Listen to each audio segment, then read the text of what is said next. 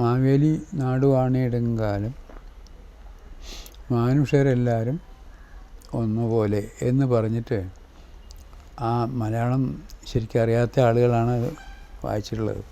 അത് കാരണം എന്ത് പറ്റിയെന്ന് വെച്ചാൽ മാനുഷരെല്ലാവരും ഒന്നുപോലെ ആമോദിച്ചങ്ങ് വസിക്കും കാലം എന്നാണ്.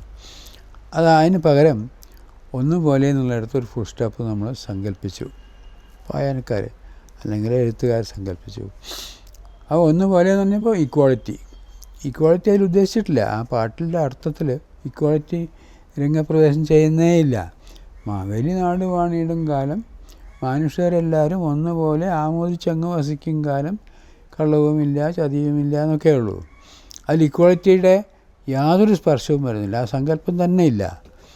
എങ്കിലും അവിടെ ഒരു ഫുൾ സ്റ്റോപ്പ് ഇട്ടിട്ട് ഒന്നുപോലെ എന്നുള്ളിടത്ത് ഈക്വാളിറ്റിയാണ് വരുന്നത് എന്നുള്ള അങ്ങനെ വായിച്ചു ആളുകൾ. അത് പിന്നെ പൊതുവെ പാട്ടായി ജനങ്ങളുടെ മനസ്സിൽ അടിയുറച്ച് നിൽക്കുകയും ചെയ്തു. ഇതൊക്കെയാണ് പറ്റിയത്. മഹാബലി എന്നുള്ളൊരു കഥയുണ്ടല്ലോ, പഴയ കഥയാണ്. അയാളെ ഒരു അസുര ചക്രവർത്തിയായിരുന്നു. അപ്പോൾ അയാളെ വിഷ്ണു വാമനായിട്ട് അവതരിച്ചിട്ട് പാതാളത്തിലേക്ക് ചവിട്ടി താഴ്ത്തി എന്നുള്ളൊരു കഥയുണ്ട്. അതൊന്ന് വന്നതാണ്. മഹാബലിയാണ് മാവേലിയായത്.